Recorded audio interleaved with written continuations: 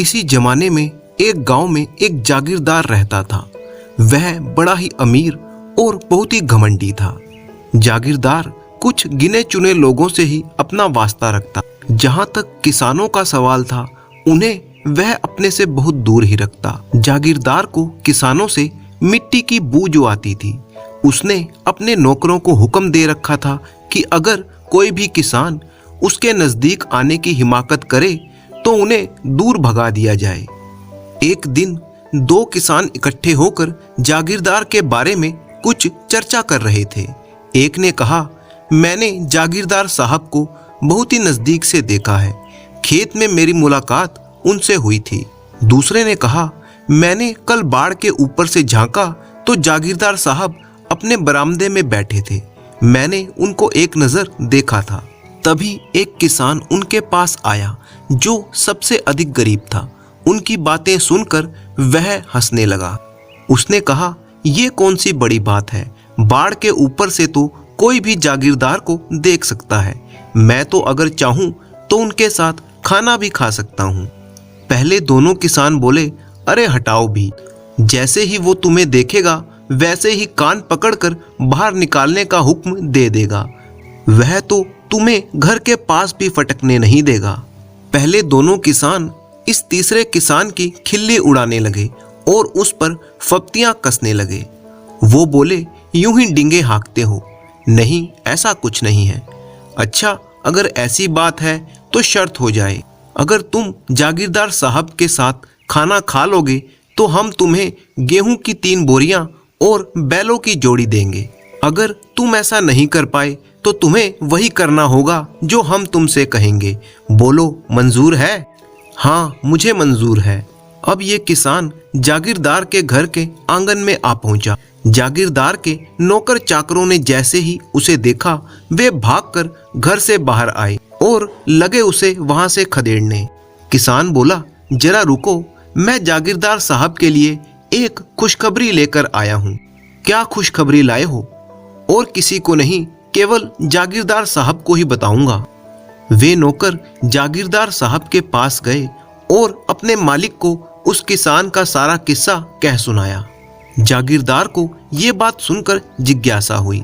कारण ये था कि किसान कुछ मांगने नहीं आया था, बल्कि देने आया था। हो सकता है वह किसी बड़े काम की बात करना चाहता हो। उसने नौकरों से कहा, किसान को अंदर ले आओ। नौकरों ने किसान को अंदर भेज दिया। जागीरदार ने बाहर आकर उससे पूछा, क्या खबर लाए हो? किसान ने नौकरों की ओर देखा। हजूर, मैं आपसे एकांत में बात करना चाहता हूँ। अब जागीरदार की जिज्ञासा चरम बिंदु पर जा पहुंची।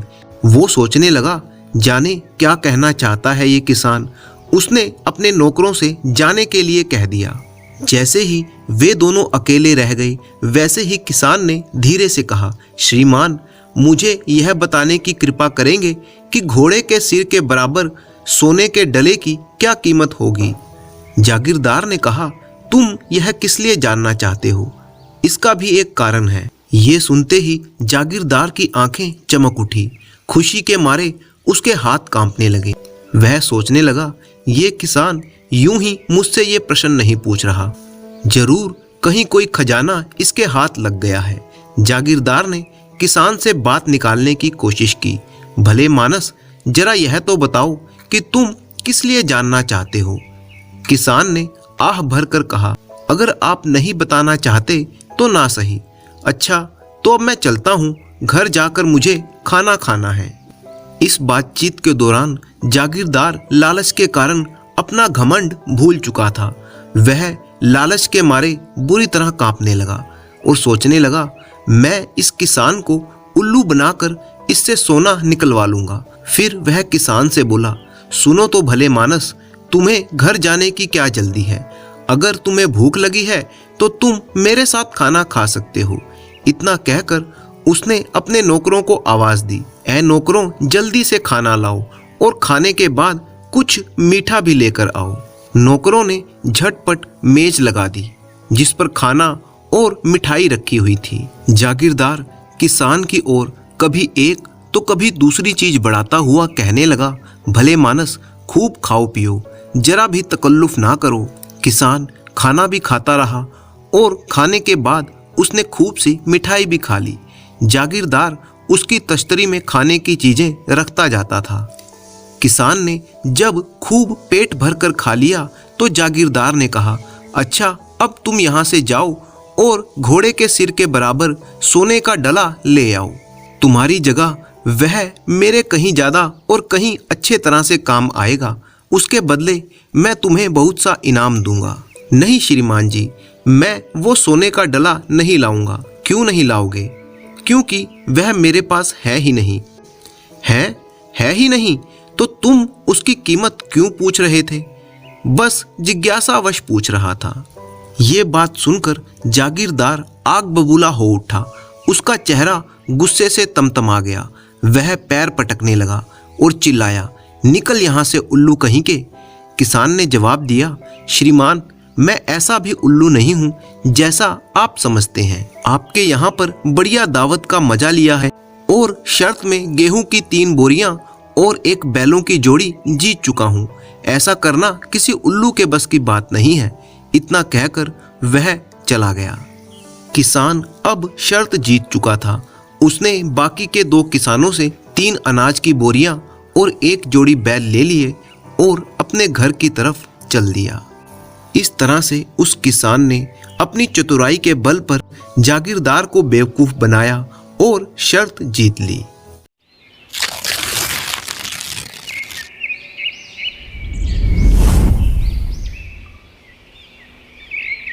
पहाड़ों से घिरा हुआ एक राज्य था सोनपुर, जहां रहते थे 2 भाई, रामदीन और सूजन। बड़े भाई का नाम रामदीन और छोटे का नाम सूजन था। सोनपुर राज्य एक बहुत ही खुशहाल राज्य था। चारों तरफ से पहाड़ों से घिरा हुआ और प्राकृतिक सौंदर्य से भरपूर। असंख्य हरे भरे पेड़, फूल फलों की भरमार थी वहाँ पर। यहाँ के लोग बड़े ही मेहनती और शांति प्रिय थे। लड़ाई झगड़े और मारपीट से कोसों दूर रहते थे। ये दोनों भाई इसी नगर में बड़े ही आनंद से जीवन बिता रहे थे। दोनों भाइयों में प्यार तो था, परंतु दोनों के स्वभाव में थोड़ा अंतर था। एक तरफ बड़ा भाई रामदीन बड़ा ही शांत और संतुष्ट स्वभाव का था, तो दूसरा भाई थोड़ा लालची और ज्यादा पाने की इच्छा रखने वाला था। दोनों भाई अपना पेट पालने के लिए जंगल से लकड़ी काटते और गांव में लकड़ी बेच देते थे। सुबह सुबह उठकर दोनों एक साथ ही काम पर निकलते, एक ही जंगल में लकड़ी काटते और फिर एक साथ ही वापस लौटते। बड़ा भाई अपने काम से पूरी तरह से संतुष्ट था, जबकि छोटा भाई सूजन हमेशा यही चाहता कि कोई ऐसा उपाय हो जाए कि इस मेहनत वाले काम से छुटकारा मिल जाए। इसी राज्य सोनपुर के राजा थे इंद्रसेन। एक बहुत ही शांति प्रिय और दयालु राजा थे। सारी जनता उनके दयालु स्वभाव के गुणगान करती थी। लोग अक्सर कहते कि ऐसा नेक दिल और शांति प्रिय राजा मिलना बड़े ही भाग्य की बात है। इंद्रसेन का नाम देश के कोने कोने में फैलने लगा। इसी बात से पड़ोसी राज्य के राजा वीरबाहु को बहुत ही ईर्ष्या होने लगी। वीरबाहु ने बिना किसी कारण के ही इंद्रसेन के राज्य पर चढ़ाई कर दी। सोनपुर को चारों तरफ से वीरबाहु की विशाल सेना ने घेर लिया। इस बात की खबर जब इंद्रसेन को मिली तो उसने विचार किया, यदि मैं युद्ध करता हूं तो बेकार ही हजारों आदमी मारे जाएंगे, उनके बच्चे अनाथ हो जाएंगे, उनकी स्त्रियां मुझे श्राप देंगी। युद्ध तो कई मुसीबतों की जड़ है। ये सोचकर इंद्रसेन रात को ही महल से निकल गया। चलते चलते वह पहाड़ों की गुफाओं में जा बैठा। इधर वीरबाहु ने बिना किसी मारकाट के ही सोनपुर राज्य और महल पर अधिकार कर लिया, परंतु इंद्रसेन को ना पाकर वो बहुत ही क्रोधित हुआ। उसने घोषणा करवा दी कि जो कोई राजा इंद्रसेन को पकड़कर लाएगा उसे 1000 सोने के सिक्के दिए जाएंगे। इधर राजा इंद्रसेन जंगल की गुफाओं में छिपे बैठे थे। इसी गुफा के नजदीक वो दोनों भाई रामदीन और सूजन लकड़ी काटने के लिए आए। जिस गुफा में राजा साहब छिपे बैठे थे उसके पास वाले वृक्ष को दोनों भाई काटने लगे। छोटा भाई सूजन बोला, धत तेरी किस्मत की, कहीं अभागा इंद्रसेन मिल जाता तो पकड़ कर ले जाता। 1000 सोने के सिक्के मिलते तो 7 पुश्तों की दरिद्रता दूर हो जाती। बड़े भाई ने कहा, क्या बकता है? ऐसे दयावान और धर्मवान राजा के लिए तेरे मन में ऐसे विचार? लानत है तुझ पर। तुझे देखकर नरक भी नाक सिकोड़ेगा। छोटा भाई बोला, मिल जाता अगर वो अभागा तो मैं तो ले ही जाता। आखिर कोई ना कोई तो लेकर जाएगा ही, तो मैं ही क्यों ना इनाम मारूं। अगर हमारा राजा हमें मिल जाए तो मैं उन्हें वहां ना लेकर जाऊंगा। रुपया पैसा कितने दिन चलेगा, लेकिन हमारी बदनामी एक अमर कहानी बन जाएगी। राम राम राम, ऐसी बात सोचना भी पाप है। ना मालूम ये वीर बाहु कैसा बर्ताव करेगा उनके साथ, कहीं उन्हें मार ही ना डाले। छोटा भाई बोला, कल मरता है तो आज मर जाए। मेरे लिए उसने क्या किया? वीर बाहु उसे पाताल से भी खोज निकालेगा। तुम्हारे छोड़ देने से वो बच नहीं जाएगा। मुझी को मिल जाता फूटी तकदीर वाला, मार लेता मैं 1000 सोने के सिक्कों का इनाम, दूर हो जाती गले की फांसी। बड़े भाई ने कहा, नहीं नहीं, राम राम राम, शिव शिव शिव, भगवान उनकी रक्षा करे, वे फिर से हमारे राजा बनेंगे। उनकी बातें गुफा में बैठे राजा इंद्रसेन सुन रहे थे। बातें सुनकर वे गुफा से बाहर आए और पेड़ के पास चले गए। उनको देखकर दोनों भाई अचकचा गए। राजा ने कहा, तुम दोनों मुझे वहां पर ले चलो। बड़ा भाई बोला, नहीं नहीं महाराज, ये तो पागल है, इसकी बातों पर ध्यान ना दीजिए। अगर मेरी जान के द्वारा किसी की भलाई हो जाए तो क्या हर्ज है। उपकार से बड़ा कोई धर्म नहीं है। तुम मुझे वहां ले चलो। हम अपनी जान देकर भी आपकी जान बचाएंगे महाराज।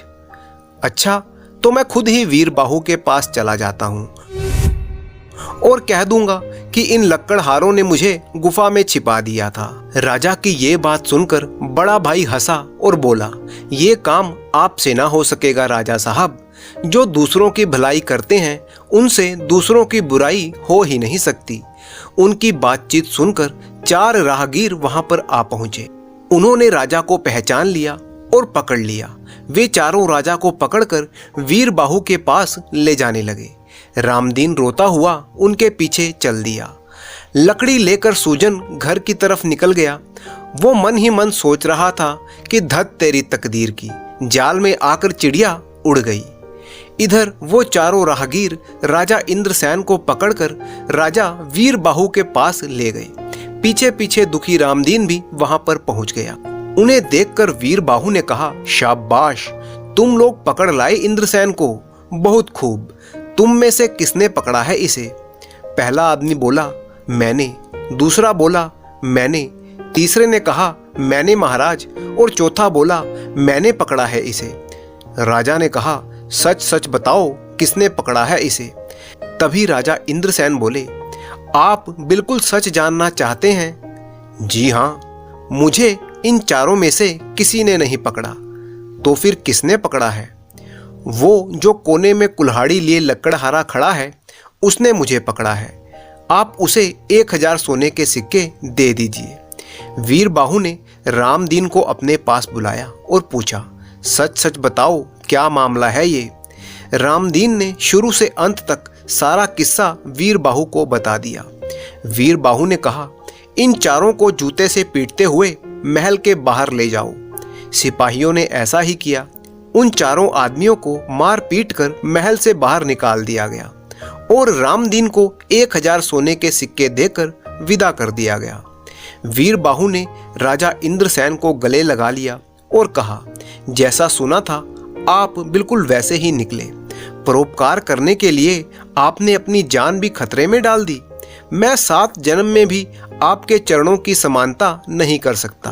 आप अपना राज्य संभालिए और अपना खजाना संभालिए। आप ही इस राज्य के योग्य हैं। फिर राजा वीर बाहु ने इंद्रसेन को राजगद्दी पर बिठा दिया। 3 दिनों तक मेहमान नवाजी करवाने के बाद राजा वीर बाहु अपनी विशाल सेना को लेकर वापस अपने राज्य लौट गया। राजगद्दी पर बैठकर राजा इंद्रसेन ने अपने दरबार में कहा, अपने शत्रु को मत मारो, उसमें भी जीवात्मा है। किसी भी उपाय से उसकी शत्रुता को मार डालो। बस शत्रु को मानो जीत ही लिया। सारी प्रजा खुश थी कि उनका दयालु और शांति प्रिय राजा एक बार फिर से उनके पास वापस लौट आया।